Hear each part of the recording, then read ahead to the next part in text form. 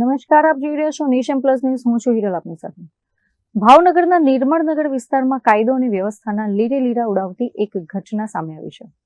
અહીં આવેલી ક્રિસ્ટલ બિલ્ડિંગમાંથી એક યુવકનું 4 શખ્સો દ્વારા જાહેરમાં અપહરણ કરીને ઢોર માર મારવામાં આવ્યો હતો. ભાવનગરના ભરચક ગણાતા નિર્મળનગર વિસ્તારમાં 4 શખ્સો અજય ઘનશ્યામભાઈ રાઠોડ નામના એક યુવકને પરાણે પોતાની સાથે ખેંચી લઈ ગયા હોય તેવી ઘટના સીસીટીવી ફૂટેજમાં કેદ થઈ હતી. જો કે અજયને ખેંચી જનારા 4 જણ તેના મિત્રો નહીં પરંતુ અપહરણકારીઓ હતા.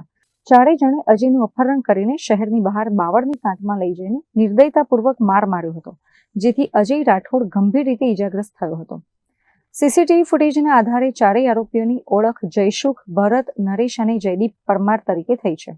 અપહરણકારોએ અજયનો મોબાઈલ ફોન અને રોકડ રકમ લૂંટી લીધી હોવાના પીડિત પરિવારે આક્ષેપો કર્યા છે. જાહેરમાં થયેલા આ અપહરણને પગલે સ્થાનિકોમાં ફફડાટ વ્યાપી ગયો છે. ઘટનાની ગંભીરતાને જોઈને ભાવનગર પોલીસે અલગ અલગ ટીમો બનાવી આરોપીઓને ઝડપી પાડવા માટે ચક્રો ગતિમાન કર્યા છે. જો કે ઇજાગ્રસ્ત યુવકને હાલ ભાવનગરની સરકારી હોસ્પિટલમાં સારવાર અર્થે ખસેડવામાં આવ્યો છે. Rajan Gohil, Nation Plus News, Bhavnagar. સમાચારોના સતત અપડેટ મેળવવા માટે અમારી નેશન પ્લસ ન્યૂઝની યુટ્યુબ ચેનલને સબસ્ક્રાઇબ કરો, બેલ આઇકન દબાવો અને જોડાયેલા રહો ફેસબુક, ઇન્સ્ટાગ્રામ અને ટ્વિટર પર.